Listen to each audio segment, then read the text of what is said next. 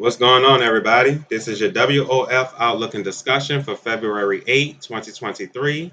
And as always, before we get into today's video, I hope everyone is doing well, remaining positive, and as always, staying blessed.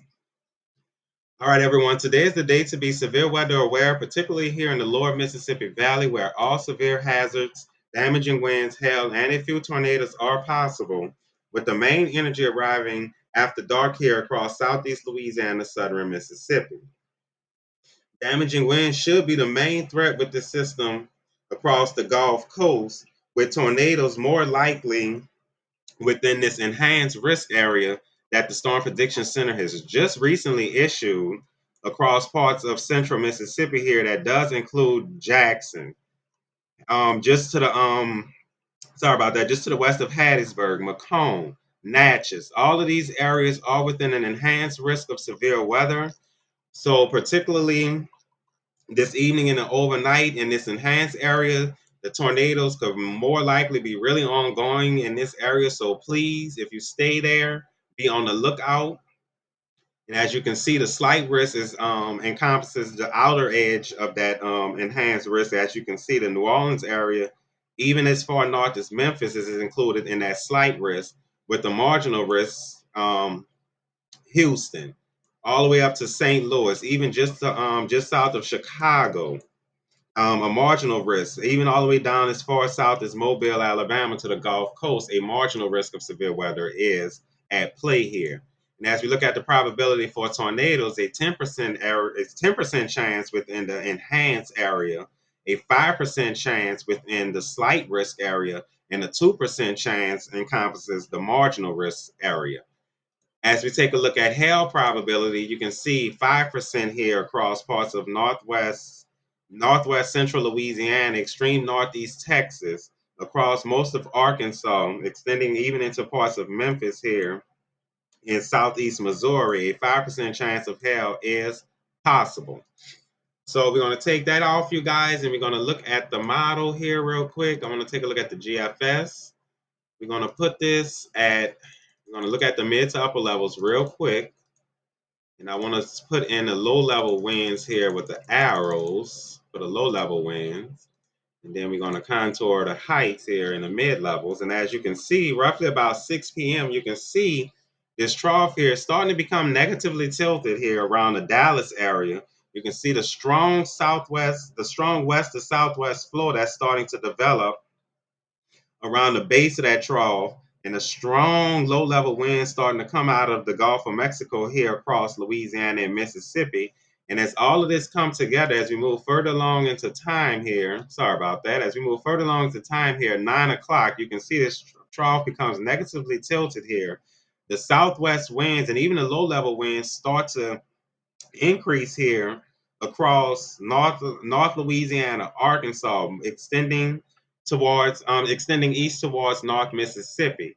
This is where your greatest risk of discrete slash supercells are possible, which it will be capable of producing a tornado or two. And I want to quickly outline the Storm Prediction Center's convective outlook over this. And as you can see here, I know it's a lot going on with all these colors and stuff, but you can see right where the enhanced risk at is where the strong southwest winds and low level winds start to converge um, as they go further up into the atmosphere and veer in height. And that's what causes the environment to be conducive for supercells capable of producing tornadoes.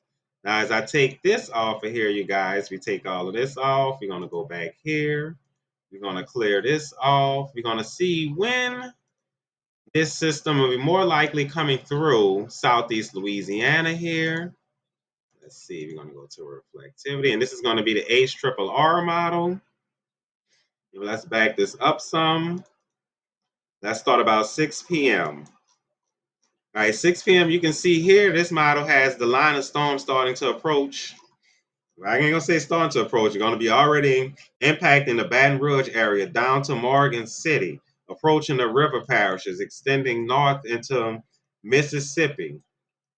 Even here, you can see Arkansas, northwest Louisiana. All showers and thunderstorms will be ongoing here by the evening hours. And as we progress this further along into time, 6, 7, 8 o'clock, all of this mess starts to enter southeast Louisiana, the North Shore, then south of Lake Pontchartrain, the New Orleans area. All of this heavy rain, this will be heavy rain embedded within these strong storms that we will be having moving through here. And as we continue along through time, you can see 9, 10 o'clock. This line of storms is currently moving through southeast Louisiana, the New Orleans area. Heavy rain and winds could be occurring at this time with a few discrete cells capable of producing a tornado or two. But I believe mainly wind damage will be going on with this.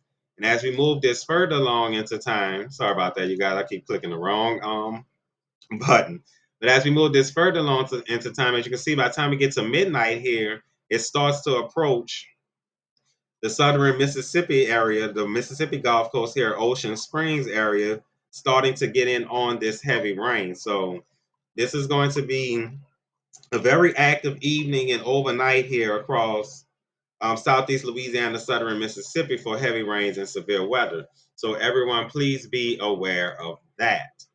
And now and that's going to be it for the severe weather, you guys. And after that, I want to show you guys this because for the weekend, we will have the incoming hawk, also known as the chilly weather, here down along the Gulf Coast.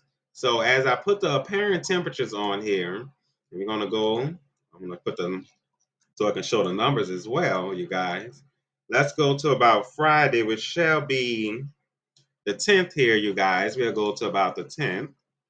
As you can see, temperatures will be probably in the low to mid 50s here on Friday across the area. So it's going to be cool.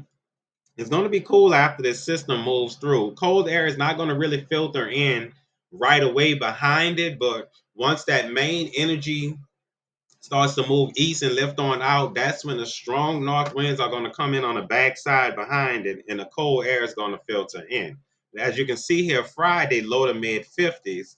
As we go into Saturday, you can see the hawk is going to be hawking as we may struggle to get out of the 40s here on Saturday. As you can see, low to mid 40s here is probably low to mid 40s, maybe a few upper 40s here, but for the most part, we're going to fail to get out of the 40s. So please be dressed for it. If you dress for it, it may even still be chilly. But just know the hawk is coming for Saturday. And as we move into Sunday here, you guys, we're going to start our warm up, but it's still going to be chilly. So you still will need to be dressed for it as we will get warm back up into the 50s on Sunday, but it's still going to be hawkery. So I'm gonna clear that off, you guys. That's gonna be it for this one. Everyone, please, I'm gonna put the convective outlook back up real quick. Everyone, please be aware of the severe threat that we have ongoing here today across the lower Mississippi Valley. And then as we quickly look at day 2, before I leave off of here, you guys, you can see that threat shifts to our east here from southeast Louisiana across parts of southern Alabama, Georgia, and the Florida Panhandle. But we may still see a few leftover showers here across the New Orleans area for Thursday. So that's going to be it for this one, you guys. If you stay in the lower Mississippi Valley, all severe weather hazards are possible, with the threat extending as far north as to just south of the Chicago area, as you can see here. So everyone be safe, be careful, and I will talk to you all in the next one.